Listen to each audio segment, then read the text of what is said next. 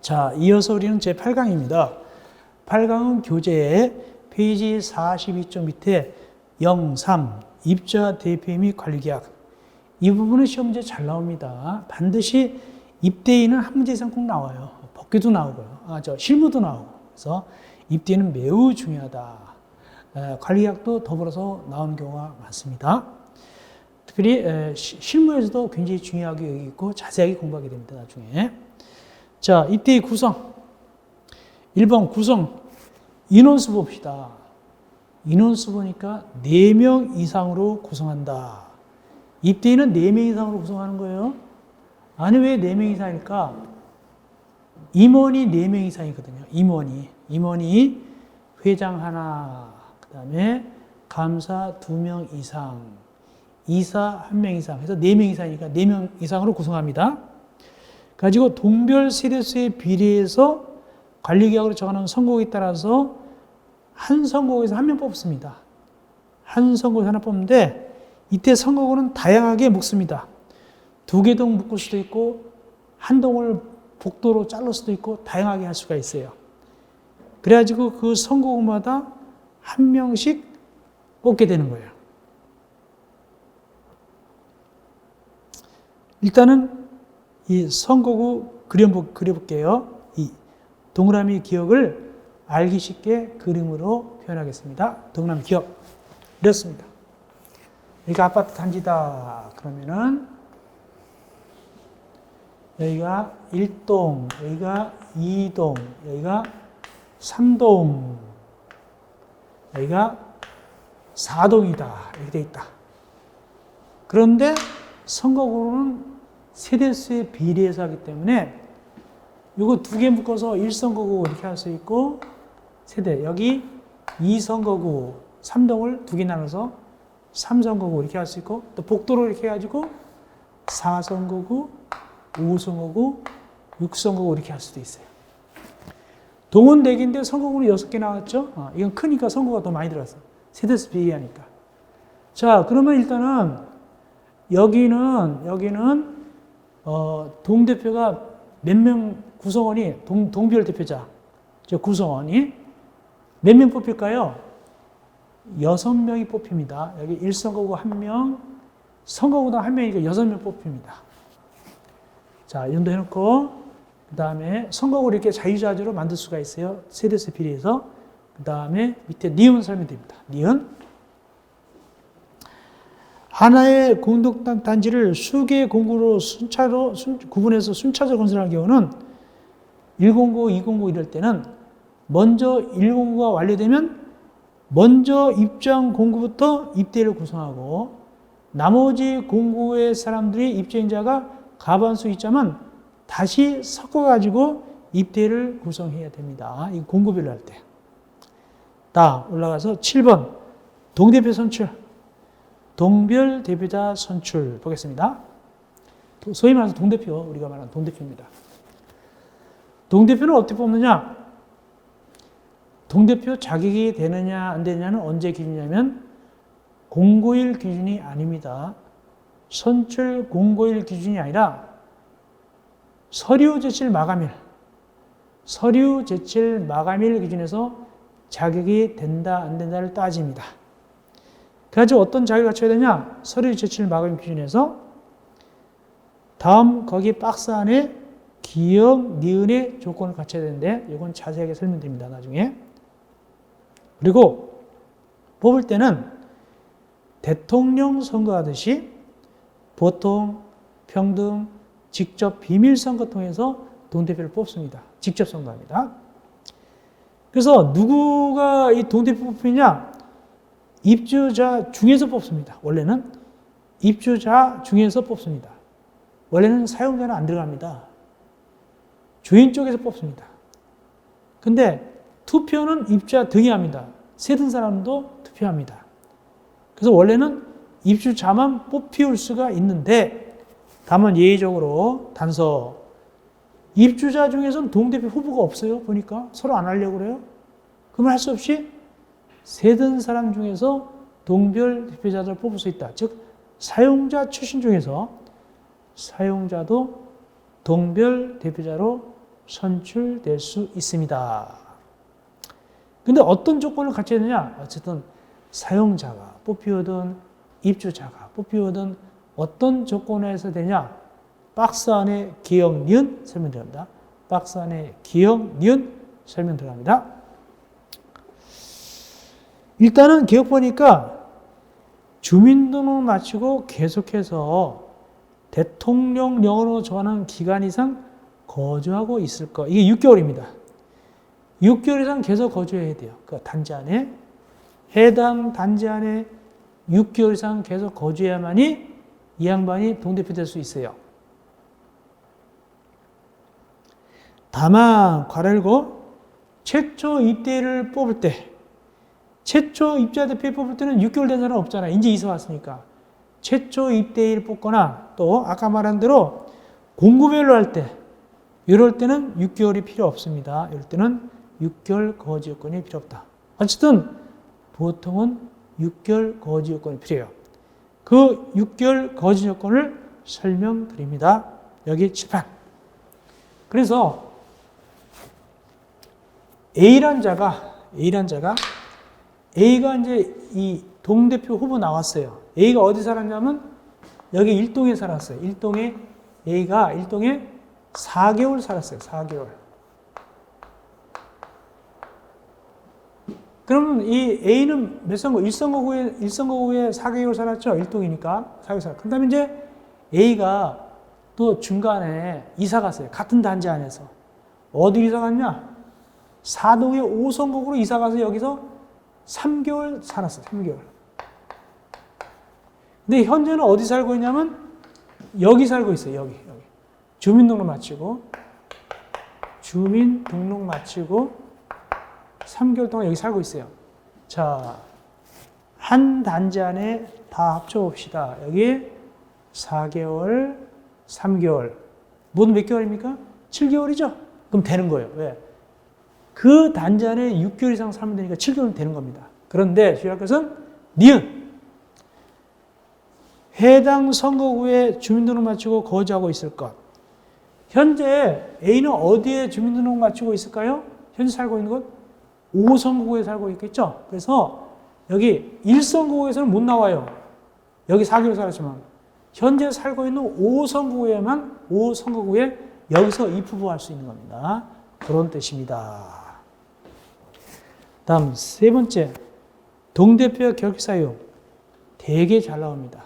다만 여기는 기초 입문 강의이기 때문에 미음에 그 밖에 대통령령을 정한 사항 이게 굉장히 길거든요.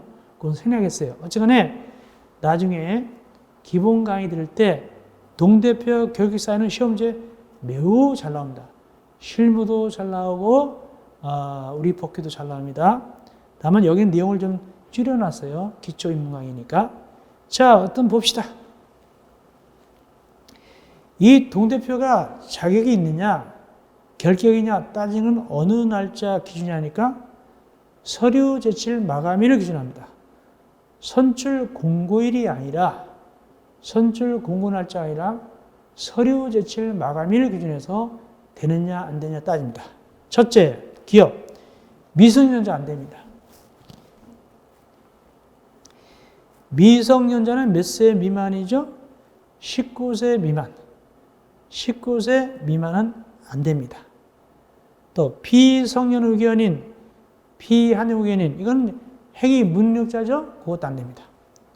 니은 파산자로서 복권되지 않은 자도 안 됩니다. 디귿 실형 선고받고 금고 이상 실형 선고받고 그걸 다 살아야 돼요. 살거나 면제든가 면제해놓고 2년이 지나야 돼요. 금고 이상 실형 선고받고 살거나 또 면제되거나 하여튼 해놓고 끝내놓고 2년 지나야 돼요.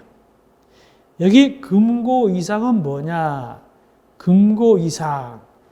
금고 이상은 금고 털다 걸린 게 아니라 금고 이상은 이런 뜻입니다. 형의 종류가 형법상 형의 종류가 9가지가 있는데 제일 위의 형이 사형, 그 다음에 징역, 그 다음에 금고, 그 다음에 자격 상실, 이게 내려가는데 금고 이상, 금고 들어가야 안 들어가요? 들어갑니다. 금고 이상. 자, 금고 이상은 금고징역 사형입니다. 근데 사실상은 사형은 안 들어간다 봐야 돼요. 사형을 집행해 놓고 2년 지났다? 유력이 돼가지고 온단 말이죠. 말도 안 되죠. 그래서 금고나 징역 받고 다 살든가 면제된가 해놓고 2년 지나야만이 이 동대표 후보 나올 수 있어요. 그런데 리을 집행유예 금고 이상 집행유예인 경우는 유예 기간 중에 있으면 안 되고 유예 기간 끝나면 괜찮아요. 집행유예는 2년 지날 필요가 없다. 이렇게 하시면 됩니다. 기타 대통령령으로 정하는 사항. 그건 이제 되게 많아요. 나중에 기본서 강의에서 하면 되겠습니다. 자, 다음 임원이 되겠습니다. 임원은 말이죠. 종류가 회장, 감사, 이사가 있습니다. 이때 4명 이상입니다. 회장 1명, 감사 2명 이상, 이사 1명 이상 모두 4명으로 구성되게 되겠습니다. 그런데 원칙적으로 동대표는 사용자 출신도 동대표 될 수 있죠. 근데 회장은 원칙적으로 사용자 출신, 세든 사람 출신은 회장이 될 수 없습니다. 입주자 출신만 회장이 될 수 있습니다. 원칙적으로. 근데 예외적으로 회장도 사용자 출신이 되는 경우도 있습니다. 어떤 경우냐. 다만 입주자인 동별 대표자 중에서 회장 후보자가 없다. 입주자 출신 동대표 중에서 아무도 회장이 안 나오는 거예요. 그때는 사용자 출신 중에서도 뽑을 수 있다. 그 뜻입니다. 회장을. 그래가지고 선출 전에 전체 입주자 과반수의 서면 동의를 얻은 경우, 이럴 경우는 사용자 출신 동대표도 입대의 회장이 될 수 있습니다. 극히 예외입니다. 자, 회의록 보관. 회의록은 누가 작성하느냐? 입주자 대표회의가 작성합니다. 보관은 누구한테 시키냐? 관리 주체에게 보관을 시킵니다. 작성은 입주자 대표회의, 보관은 관리주체 이렇게 됩니다. 그래가지고 입주자 등이, 즉 주민들이 보여달라면 보여주고 복사해달라면 복사해줍니다. 다음 복사할 때는 복사해가는 사람이 비용 내야 됩니다. 그런 얘기가 되겠습니다. 이어서 44쪽. 괄호 2번. 입대의 구성원 등 교육. 입대의 구성원이 누굴까요? 동대표죠. 동별 대표자가 교육시킵니다. 알아야 면장하니까. 알아야 동대표 하니까. 누가 교육을 시키느냐? 시장, 군수, 구청장이 입대의 구성원, 즉 동별 대표자한테 교육을 실시할 수 있다가 아닙니다. 실시하여야 한다. 교육을 꼭 하여야 합니다. 무슨 교육인데? 입대 운영과 관련한 교육하고 윤리교육, 즉 운영 윤리교육, 운영 윤리교육을 갖다가 해야 됩니다. 이때 입대 구성원은 교육을 성실히 이수해야 됩니다. 이건 당연한 것이고. 그런데 동문화 2번. 입대 구성원, 즉 동대표가 아닌데도 일반 입자나 사용자가 나도 받겠소 그러는 거예요. 이렇게 희망할 때는 실시할 수가 있어요. 시장 등은 입자 등이 희망하는 경우는 이 교육을 동대표한테 시킨 교육을 시킬 수도 있어요. 입자 등한테. 동대표가 아니더라도. 그런 얘기입니다. 2번 관리규약. 관리규약은 자치규약이죠. 아파트 관리할 때 자치적으로 지켜야 할 규약인데 이 규약이 아파트마다 다 다르면은 곤란하잖아요. 어느 아파트는 강아지를 기를 수 있다 그러고 어느 아파트는 강아지를 씨를 말려야 된다 이렇게 돼 있다 규약이. 서로 다르면 안 되기 때문에 통일성을 위해서 샘플을 정해줘요. 그 샘플을 누가 정해주느냐? 시도의사가 정해주는데 이걸 관리계약의 준칙이라고 불러요. 통일성으로서 시도의사가 준칙을 정합니다. 시험지 잘 나옵니다. 누가 관리계약 준칙을 정하는 곳? 시도의사. 읽어볼까요? 시도의사는 공동택의 입자 등을 부하고 주거 생활의 질서를 유지하기 위하여 대통령령으로 정하는 바에 따라 공동택의 관리 또는 사용에 관한 준거가 되는 관리계약 준칙을 정해낸다. 시험지 아주 잘 나옵니다. 시도의사 관리계약 준칙. 두 번째, 입자 등은 관리계약 준칙을 참조하여 관리계약을 정합니다. 관리계약을 정할 때는 준칙을 참조하여 정합니다. 주의할 것은 준칙에 따라서 정한다 그러면 안 됩니다. 시험지에 나온 적 있어요. 관리계약 준칙을 따라서 정한다면 틀리고 참조하여 정한다. 참조하여 정한다. 이렇게 하시면 참조하여 정합니다. 그리고 이 경우 주택법에 따라서 공동택에 설치하는 어린이집의 임대료 등에 관한 사항은 관리계획 준칙, 어린이집의 안전적 운영, 보육 서비스 수준 등의 향상 등을 고려해서 결정한다. 이게 뭔 소리냐? 어린이집을 갖다가 임대합니다만 어린이집이 거기 지어놨어요. 아파트 단지에. 그러면 이걸 갖다가 입자 대표가 이제 어린이집 원장하고 계약해서 어린이집을 임대한단 말이죠. 그러니까 어린이집 원장이 임대 받아서 그 어린이집을 들어왔어요. 그러면 이 임대료를 갖다가 이 입대위가 아파트 측에서 많이 받는다고 좋은 건 아니에요. 적정해야 돼요. 왜 그러냐 하니까 임대료를 너무 많이 받아버리면은 그 어린이집 원장도 돈을 내게 될 거 아닙니까? 사업하는 거니까. 그러니까 무리수를 쓴단 말이죠.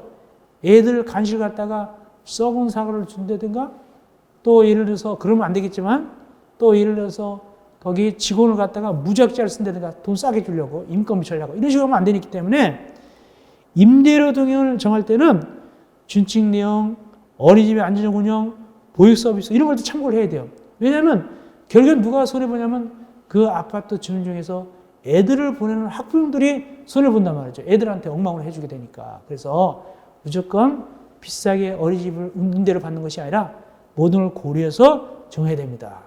그래야만이 수준 높은 어린이집 그걸 갖다 받을 수가 있죠. 애들도 좋아지고 그렇게 되겠죠. 그 뜻입니다. 동그라미 3번. 아주 단순하지만 시험지에 많이 나왔습니다. 관리계약은 입자 등의 지위를 승계한 사람도 효력이 있다. 요거. 효력이 없다. 틀렸어요. 효력이 있어요. 그러니까 새로 이사 온 사람도 관리계약을 지켜야 돼요. 그 새로 이사 온 사람이 나 관리계약 만들 때 찬성 안 했거든요. 나 그때 없었어요. 나 안 지킬래요. 그러면 안 돼요. 승계합니다. 그대로 지켜야 한다. 효력이 있다. 그렇게 아시면 되겠습니다. 이어서 04번 공동택의 전문관리 공동택의 전문관리 주택관리업 등록 주택관리업 등록 주택관리업이 등장했던 것은 뭘까요? 위탁관리죠. 위탁관리. 그러면 이 업자가 위탁관리 맡아서 하게 되는데 이 업자는 돈 벌려면 등록을 해야 돼요. 누구한테 등록하고 업자를 하느냐? 주택관리업을 하는 자는 누구한테 등록하냐?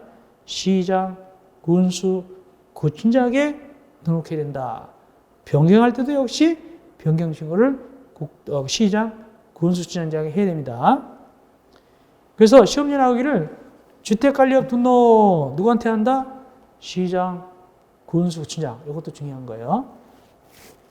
그 다음에 2번도 중요해요. 근데 이 주택관리업자가 법규를 위반해서 말소당했어요. 누구한테 말소당했을까요? 시장, 군수, 구청장. 그럼 몇 년 내는 다시 등록할 수 없다? 2년이 지나야 돼요. 2년이 지나지 않으면 다시 등록할 수 없다. 이 시험지 많이 나왔어요. 2년이 지나야 등록할 수 있는 거예요. 다음 등록할 때 누가 하느냐? 주택관리사가 신청할 수 있어요. 등록 신청을. 다음은 법인은 상사법인, 이런 회사. 회사는 임원 또는 사원의 3분의 1 이상이 주택관리사일 때 이 회사도 역시 신청할 수 있어요. 그리고 등록하려면 일정한 요건을 갖춰야 돼요. 등록하려면 일정한 요건을 갖춰야 된다. 올라가서 45쪽 위에 자본금 꼭 외우셔야 돼요. 이번에도 나왔죠. 자본금 몇억 원 이상? 2억 원 이상.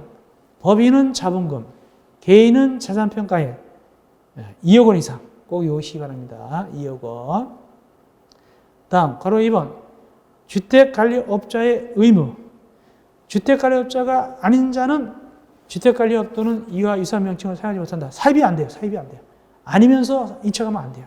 두 번째, 주택관리업자 지위는 이 법에 있는 것 빼놓고 민법 중 위임에 관한 규정을 시행한다. 꼭 외우셔야 돼요. 주택관리업자 지위는 민법의 계약에 있어서 위임에 관한 규정을 지정합니다. 위임. 다음 2번 관리처 업무와 주택관리사. 관리처 업무.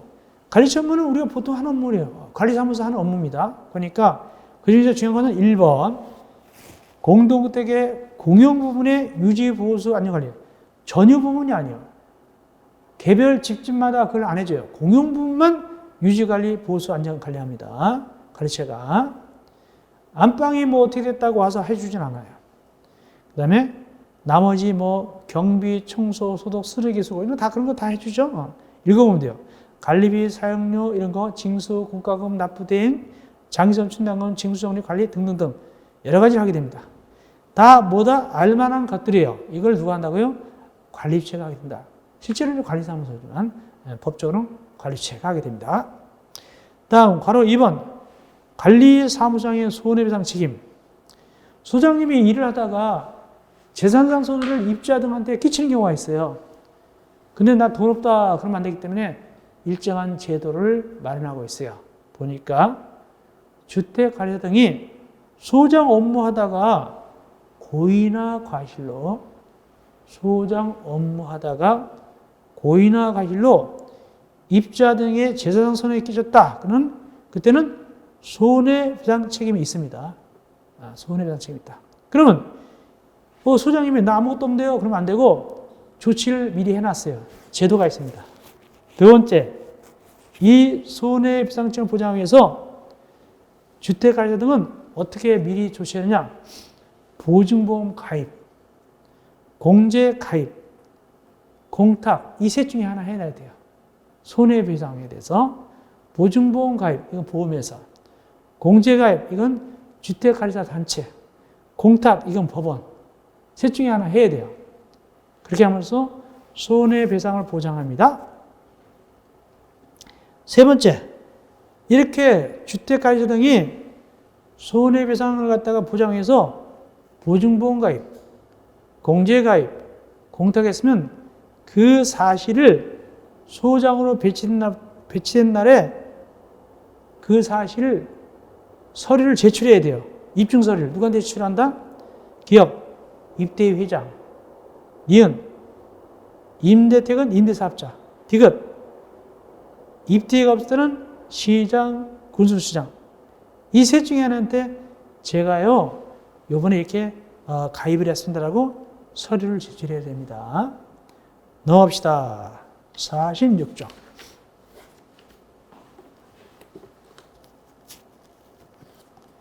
근데 이 소장님이 46쪽 제일 위에 동그라미 4번. 이 소장님이 셋 중에 뭘 했냐면 공탁했어요. 법원에다가 공탁했거든요. 그런데 소장직 하다가 이분이 혹시 그만뒀어요. 돌아가셨어요.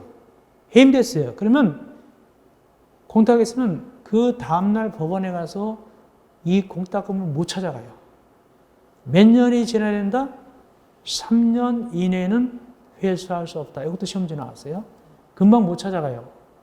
돈 줬다가 나중에 손해 발생한 것이 발각되면 돈 받을 수가 없으니까 3년은 유예를 했죠. 3년 동안 못 찾아갑니다. 공탁했을 때 3년 내는 회수할 수 없다.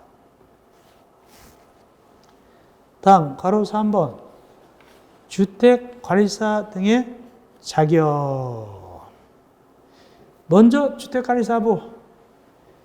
주택관리사부는 국토교통부 장관이 시행하는 시험에 합격한 다음에 시도지사한테 부합격 증서 받는 거예요. 다만 시도지사 중에 대도시일 때는 대도시장한테 받으면 돼요.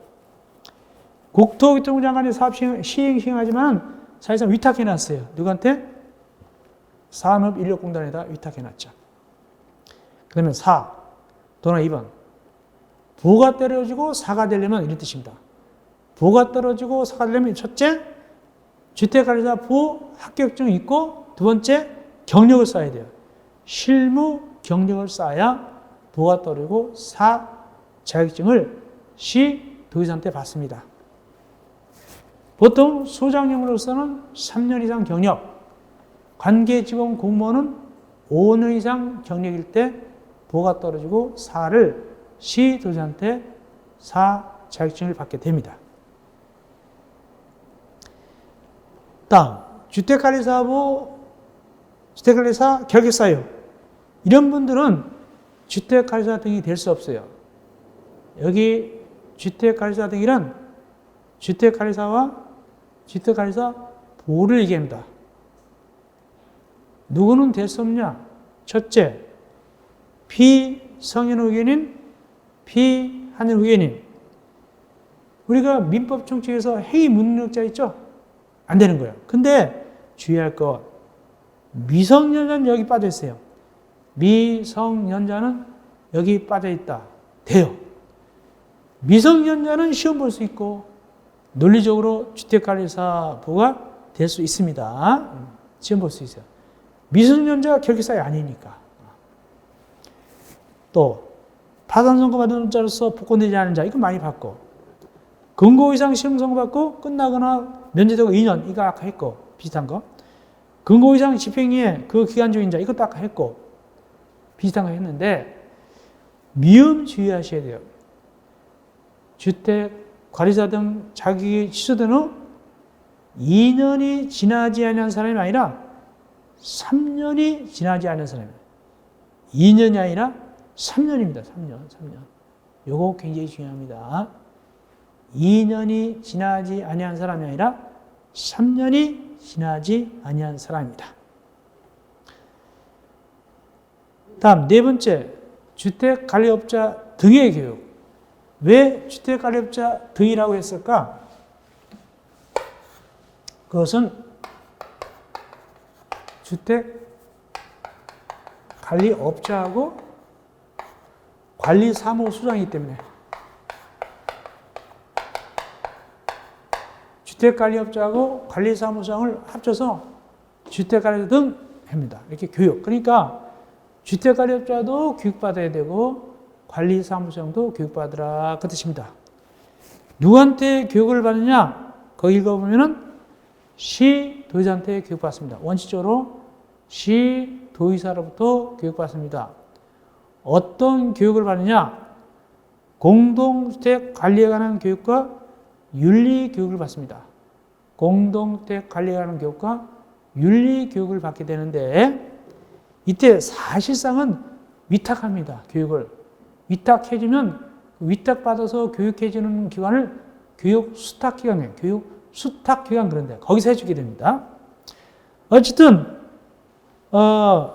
배치되거나 주택관리업자는 등록한 다음에, 소장님은 배치된 다음에 교육을 받는데, 다만 소장님은 미리 받을 수도 있다. 밑에 1번 문장 끝에 소장님은 원래 배치된 다음에 받게 됐지만 배치 받기 전에도 받을 수 있다. 배치 받으려는 주택관리사 등, 즉 미리 받을 수도 있다.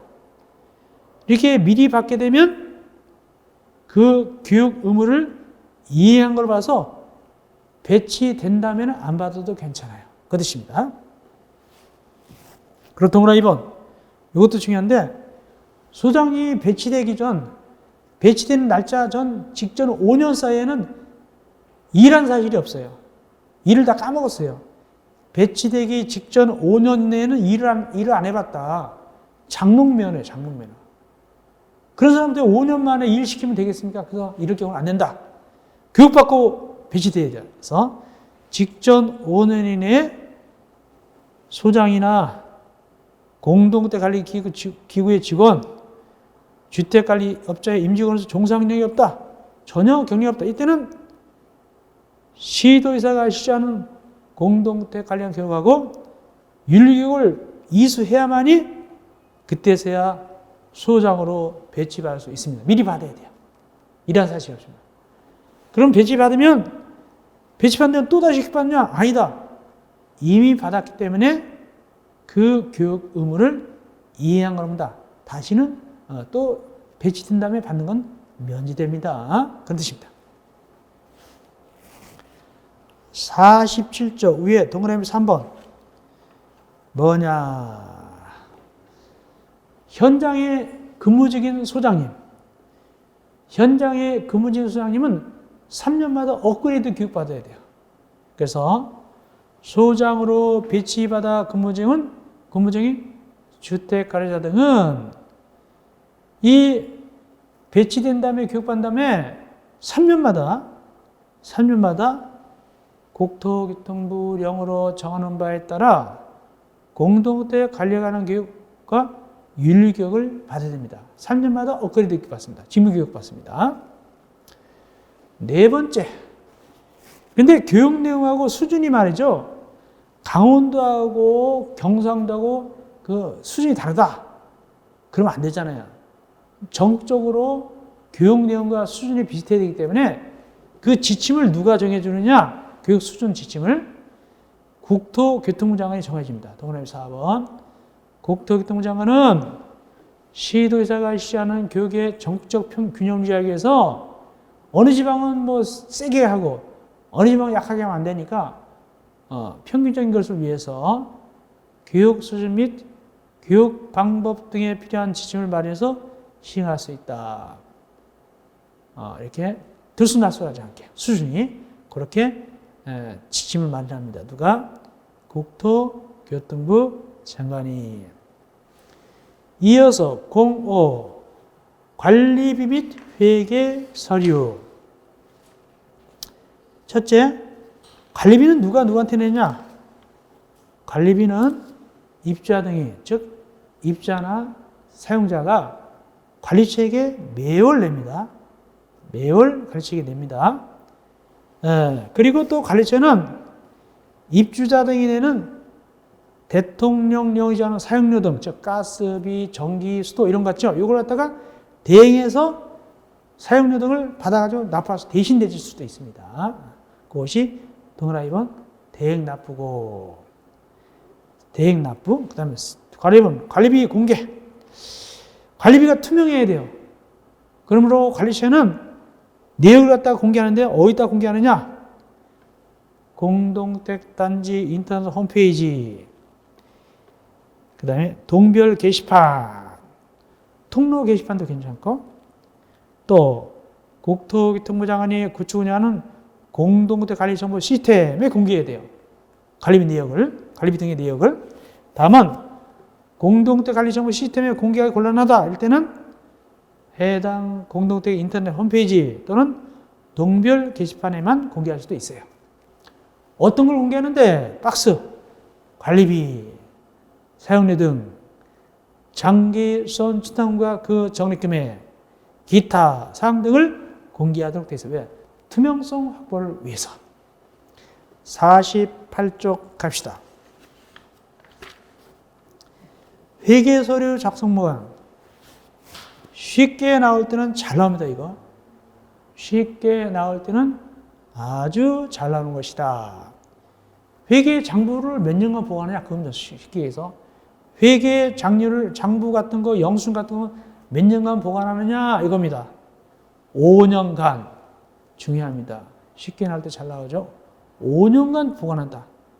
증빙서류와 함께 월별로 작성해서 증빙서류와 함께 해당 회계연도 종료일부터 5년간 보관합니다. 근데 보관할 때 옛날에는 장부 같은 거 보관했잖아요. 책같이 이렇게. 지금은 어떻게 보관할 수도 있느냐? 여기 전자문서 전자거래기본법에 따른 정보 처리 시스템을 통해서 장부 및 증빙서류를 작성해 보관할 수 있다. 한 번 더 파일 해가지고 전자 파일. 전산을 해가지고 컴퓨터에 저장을 시킬 수 있단 말이에요. 파일해 가지고. 그렇게도 보관할 수 있습니다. 요즘 다 이걸로 하죠. 누가 책 만들어가지고 이렇게 막 쌓아놓습니까? 다 이렇게 했죠. 다음, 06. 시설 관리 및 행위 허가. 1번, 장기성 계획. 장기성 계획이 뭡니까? 주유소를 교체 보수하는 그 계획이죠. 승강기 언제 교체하고, 언제 수선하고, 뭐, 어떤 기계는 언제 교체하고, 이런 것들. 이게 바로 장기성 계획입니다. 이 계획은 누가 세우느냐? 두 친구가 세웁니다. 하나는 공동주택을 건설 공급하는 사업체가 세우고, 또 하나는 리모델링 하려는 자가 세웁니다. 그래서 사업체 또는 리모델링 하려는 자가 세웁니다. 다만 사업체 중에는 복합건물일 때는 건축법에 짓잖아요. 복합은 건축 허가 받고 있으니까 건축주가 세우면 돼요. 그래서 여기 사업체는 건축주까지 포함하는 개념이다. 어쨌든 사업체 또는 리모델링 하는 자가 이 장기성 계획을 세워가지고 언제 누구한테 제출하냐? 나중에 공사가 다 끝난 다음에 사용검사 받을 때 사용검사권자한테 제출해요. 그러면 사용검사권자는 이걸 받아가지고 어떻게 하냐? 요걸 갖다가 관리주체한테 인계합니다. 그럼 관리주체가 보관하게 되는 거예요. 이렇게 장기성 계획을 수립하는데 어느 아파트가 수립해야 될까? 어느 공동택이 수립해야 될까? 밑에 박스 4가지. 요 4가지가 수립해야 돼요. 먼저 300세대 이상 공동택.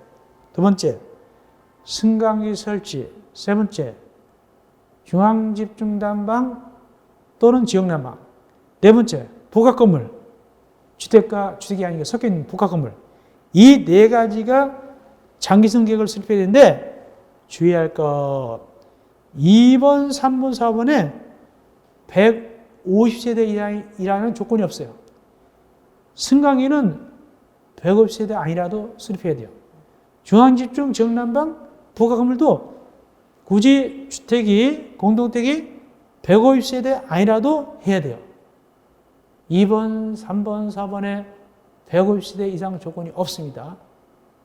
됐고, 다음 2번 밑에 장기선 충당금 적립 사용. 우리가 제주도 가는 계획을 세웠다. 경비를 마련해야 되겠죠. 마찬가지입니다. 장기선 계획에서 주유소를 교체 보수한다. 돈이 있어야 되죠. 근데 그때마다 망가질 때마다 돈 걷으면 안 되고 미리미리 조금씩 적립합니다. 이게 바로 뭐다? 장기 수선 충당입니다. 그럼 충당은 누가 누구한테 걷느냐? 시험지 잘 나옵니다. 거기 관리 주체가 누구로부터 징수해서 적립한다? 소유자로부터 징수해서 적립한다. 입주자나 사용자가 아니라 소유자입니다. 소유자. 소유자로부터 징수하여 적립하게 되겠습니다. 사용. 이 돈을 그럼 어떻게 쓰느냐? 장기성 계획에 따라서 씁니다. 장기성 계획에 따라 사용한다. 다만 전용할 수도 있어요. 예산 전용할 수도 있어요. 딴 데 쓸 수도 있어요.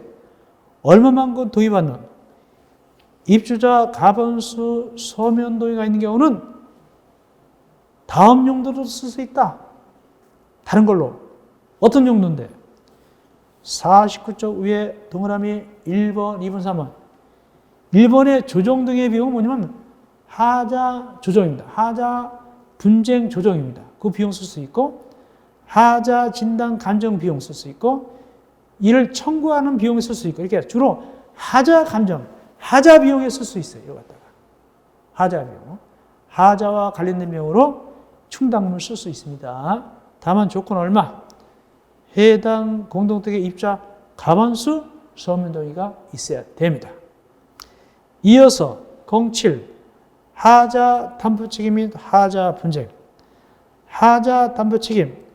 애초에 잘못 져가지고 비세고 무너지는 거예요. 이게 하자 담보입니다. 애초에 잘못 져가. 잘 지었는데 나중에 이렇게 비세는 건 관리고 애초부터 잘못 진 것이 하자 담보 책임인데 누가 책임져야 되냐? 이 담보 책임은 거기 4명이 일단 집니다. 모두 5명인데 일단 4명이 책임입니다. 첫째, 기업, 사업 주체. 그 아파트를 지은 사업체가 책임져야 돼요.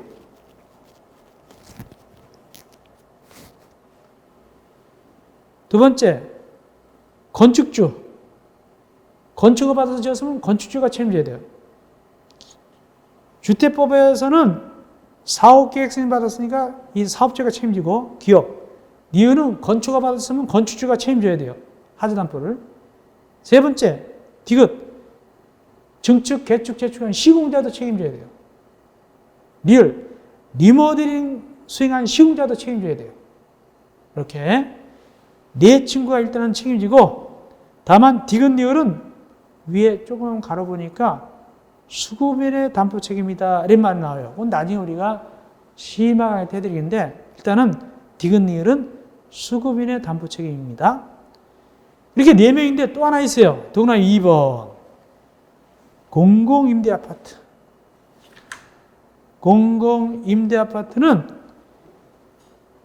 사업체가 공공임대택을 지은 사업체가 임차인이나 임차인 대표한테 책임져야 돼요. 임차인한테 책임져야 돼요. 임차인이 공공임대택이 만약에 비센다 그러면은 그 사업체한테 하자보수를 갖다 청구할 수 있어요. 다음 세 번째, 하자담보 기간. 몇 년까지 보장하느냐? 뭐 전자제품 2년, 3년 이렇게 하듯이 몇 년 보장하냐? 10년 범위에서 보장합니다. 하자담보 기간은 10년 범위인데 종류에 따라 달라요. 2년짜리, 3년짜리, 5년짜리, 10년짜리 각각 여러 가지가 있어요. 그건 나중에 얘기하고. 근데 2년이든 3년이든 5년이든 10년이든 이 기간을 계산할 때는 다 달라요. 어떻게 계산이 달라지냐? 기업, 전유 부분, 니은, 공유 부분. 전유 부분은 집집마다 얘기하는 거예요. 집집마다 이게 전유 부분. 공유 부분은 복도 계단 같이 쓰는 부분은 계산할 때 기산점이 달라집니다. 예를 들어서 이렇습니다.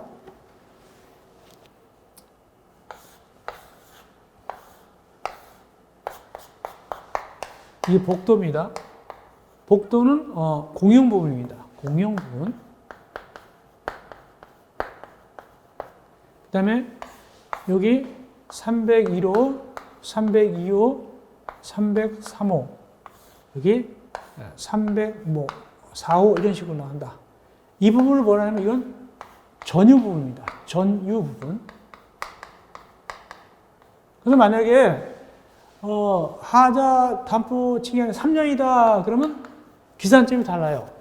301호 전유 부분은 날짜가 달라요. 계산하는 것이. 301호가 만약에 이 양반이 4월 1일 날 입주했다.